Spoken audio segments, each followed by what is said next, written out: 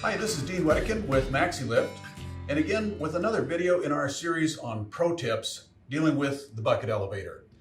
Today's topic in particular is going to be the head section.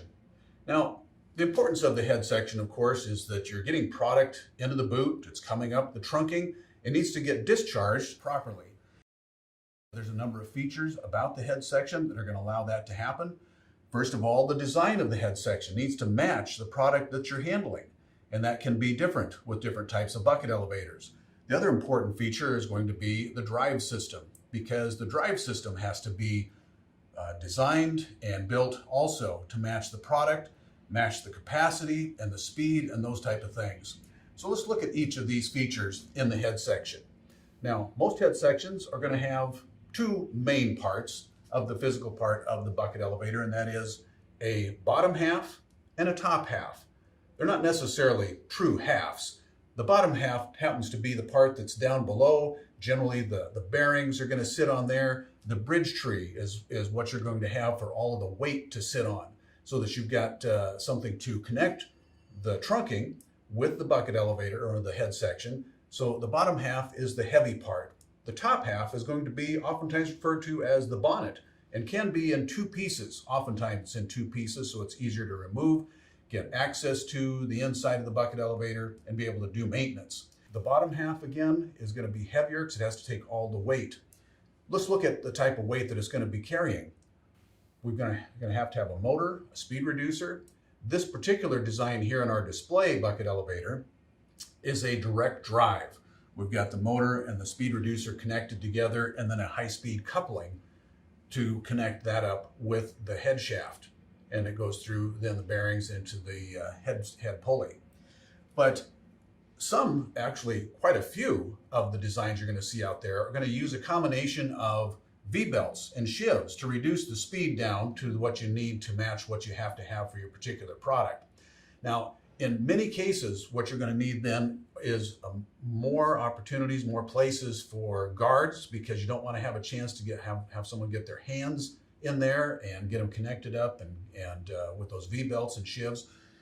This drive system here is a lot more efficient in the sense that you only need to really have one guard in the drive system, and that is to cover this coupling so that you don't get your hands on that while it's spinning, because the motor is coming right into the speed reducer and you don't have to have a guard to cover any V-belts right there. So that's an important feature. Many bucket elevators and a lot of other power transmission products are going to this type of drive system because then you don't have to have as many guards.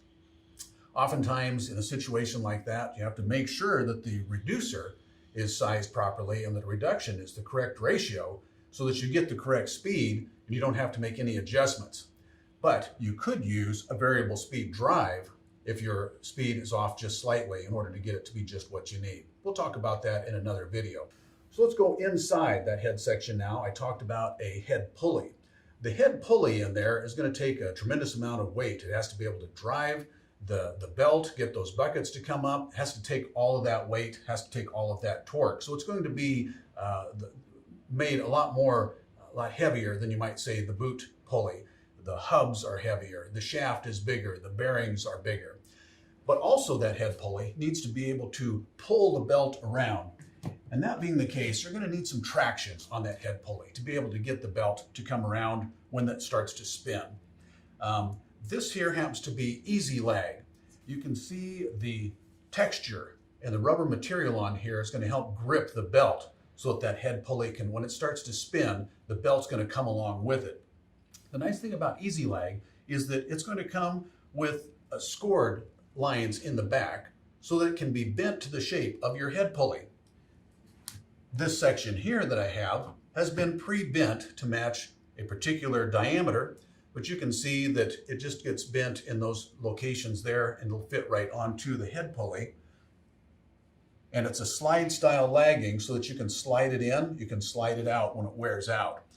It's important that this lagging in a grain and feed industry bucket elevator is also static conductive, oil resistant, and flame retardant.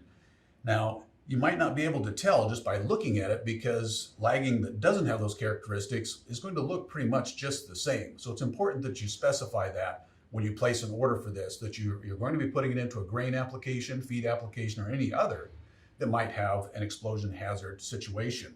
I just was talking with a customer just the other day, and they're handling coal, particles of coal. Now, obviously, that's an explosive material as well when you have dust, coal dust in the atmosphere. So they're going to need also static conductive and flame retardant type of lagging.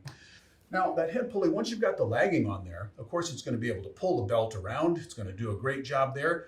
But tracking is extremely important, and the head pulley is where you're going to be able to get the tracking going of that belt. And what I'm talking about is the belt is coming around, and you want to make sure that it stays nice and straight in the trunking on the upside and also on the downside. So your head pulley needs to have a crown in the middle. It needs to have a slight rise in the middle. The crown generally needs to be about 1/8 of an inch per foot of width.